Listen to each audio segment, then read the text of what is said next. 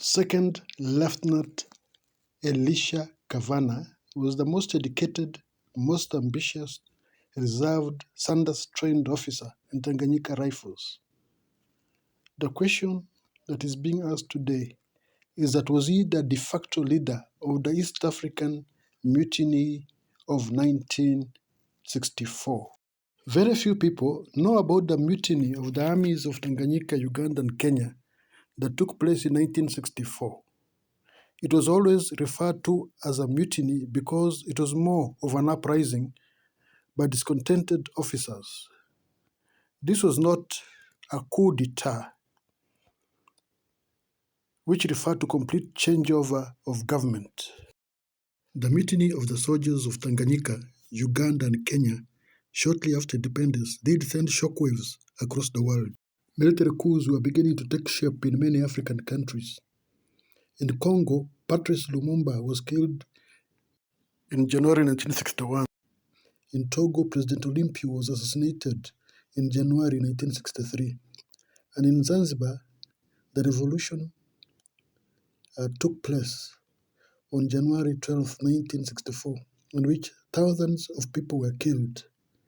The biggest question is, who was the army officer with charisma, ability, and capacity to mobilize several army battalions to rise up against governments of independent nations of Tanganyika, Uganda, and Kenya?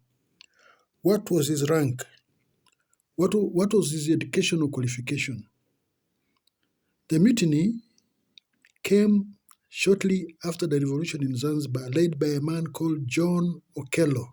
During the revolution in Zanzibar, thousands of Arabs, Comorans, and Indians were killed or injured. The mutineers across East Africa demanded that the British Army officers should not continue to head armies in East Africa at a time when armies were in transition from the King African Rifles to the Rifles Army of Tanganyika, Uganda, and Kenya. They demanded for better salaries and living conditions.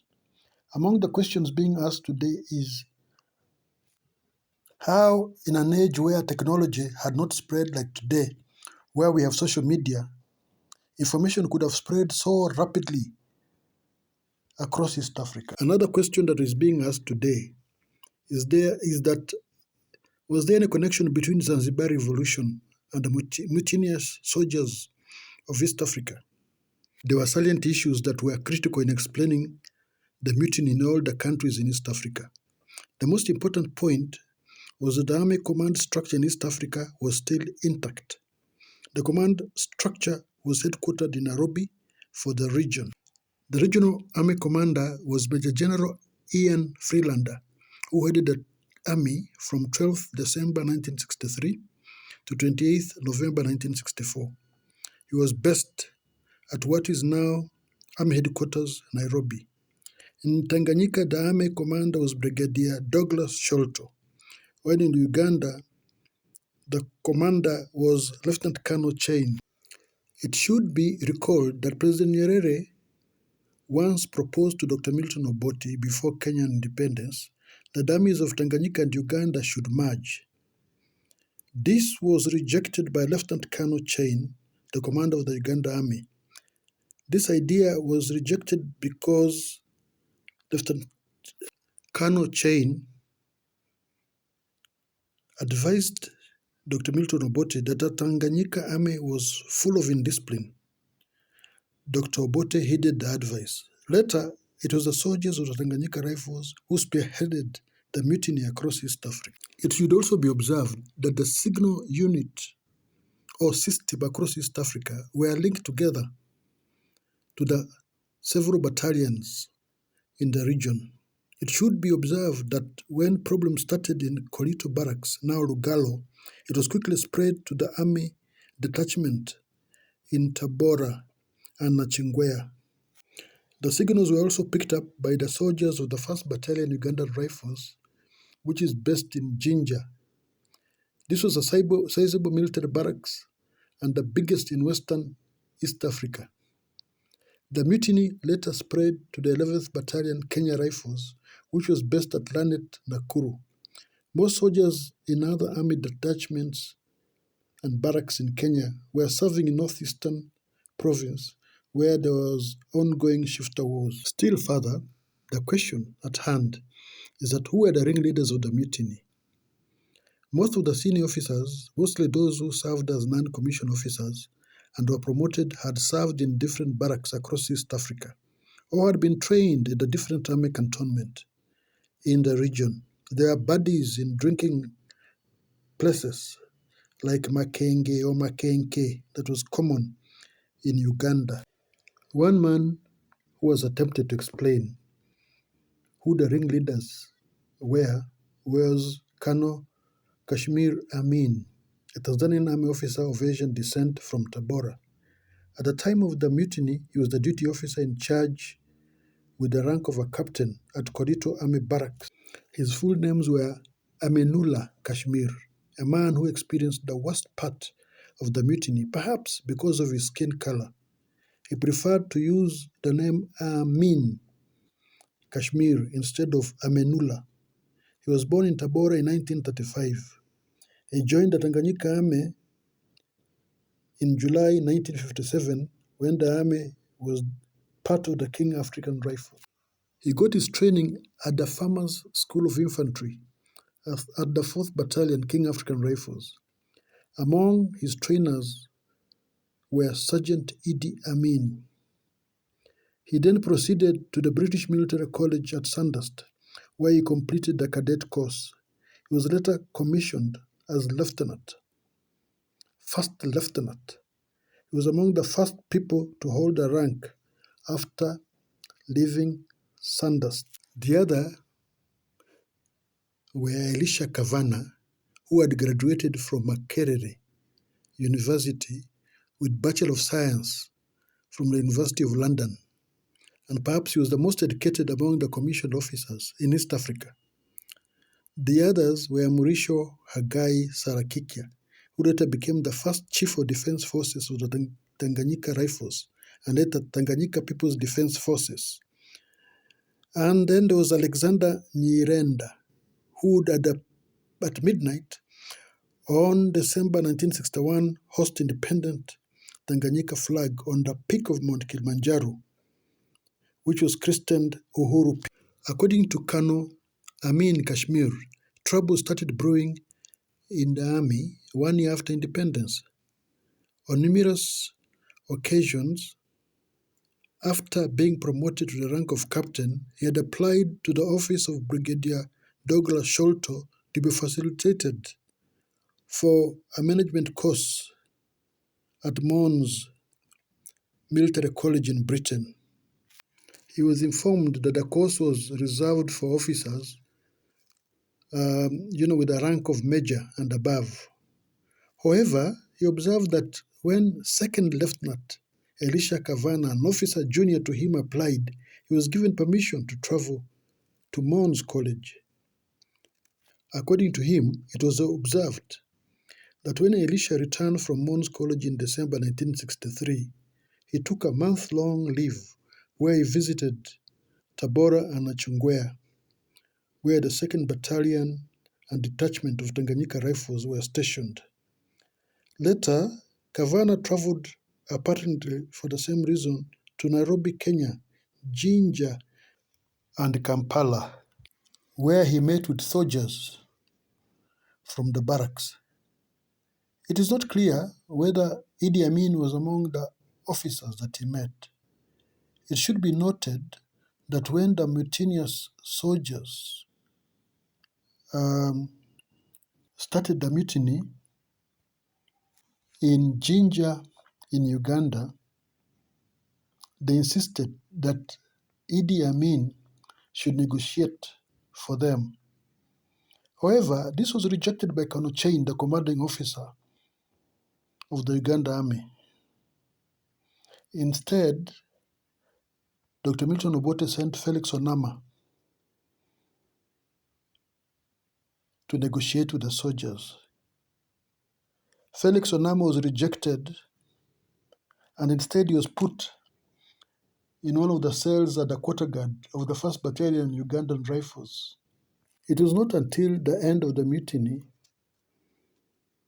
in January 1964 that it dawned on them that Lieutenant Elisha Kavana had played an important role in sensitizing and mobilizing soldiers, mostly land commission officers, in preparation for the mutiny of 1964. It came up that he was actually planning a coup in Uganda, Kenya, and Tanganyika. It is probable that if the East African Federation would have succeeded, then Kavana would probably have his way as the coup leader and president of East Africa. 2 weeks before the mutiny, an anonymous letter had been sent around about a possible coup in Tanganyika. Brigadier Douglas Sholto convened a meeting of all battalion commanders in the country and briefed them on the matter. All commanders were told to be alert. Colonel Kashmir went on to explain that he was the field officer on duty on the fateful day of the mutiny. He was locked up in the cells with other European officers. Then Mr. Oscar Kambona, the Minister for Foreign Affairs and Defense Ministry, together with the mutineers led by Sergeant Hingo Ilogi, had a session in which he was giving in to the demands of the mutineers. According to Colonel Kashmir, army ranks were being dished out.